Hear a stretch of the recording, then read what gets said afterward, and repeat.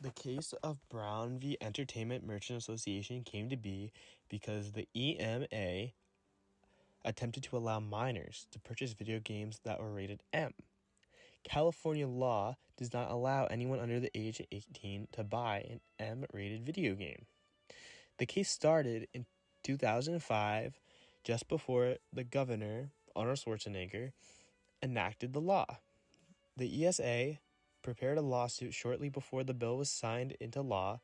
They then filed suit in the court for Northern District of California, where it went off to the Supreme Court.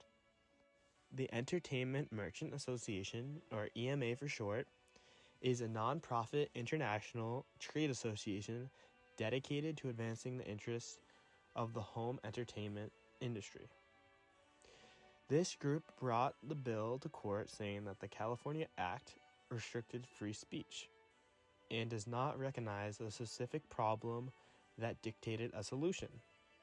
The state of California argued that the law had just cause due to public interest. They said that video games enable a child to enact virtual violence on a virtual character with substantially human characteristics. They argued that the only way to prevent children from viewing violent imagery as a child, which could potentially inflict violent tendencies while still in early brain development, was to not allow any person under the age of 18 to purchase a video game considered violent or containing violent imagery.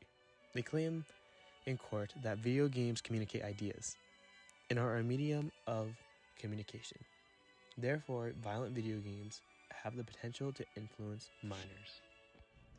The Entertainment Merchants Association believed that a restriction on the sale of violent video games to minors was a restriction of the First Amendment because it was a restriction of free speech. They argued that California law was too vague because everyone has their own definition of violence.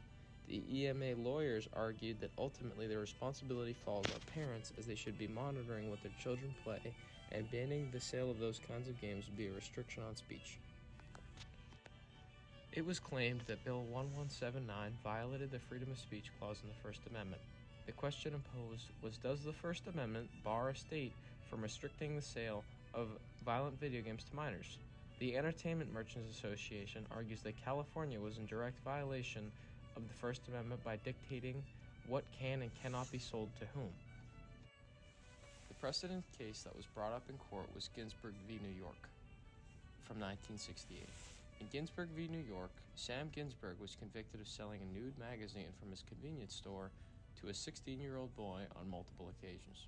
The state of New York prohibited the sale of any picture that depicts nudity to persons under the age of 17. Ginsburg was knowledgeable of the boy's age and the depictions within the magazine. He did not deny the harmfulness of obscenity to minors or the state's ability to draw the line at 17. However, he did argue that the state did not have the right to limit the freedom of speech or press. The court did rule for New York, using several precedent cases that supported obscenity laws. If the court ruled in favor of California and allowed the ban of selling violent games to minors, then the same would have to apply to movies, books, TV shows, music, etc. that contain the same kind of content. For example, a classic Disney movie, Snow White, is a movie directed towards children, but in the movie, the protagonist gets poisoned by an evil witch with a poison apple. A person could claim that they find this movie offensive and that it promotes violent or obscene ideas and concepts. This begs the question, would this be considered violent in the state of California? Where would the censorship end?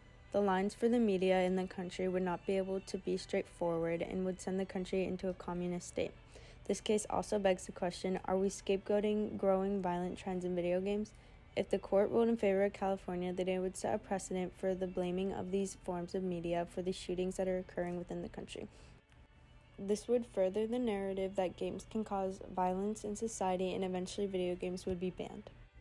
If the court ruled in favor of the Entertainment Merchants Association, there could be negative consequences.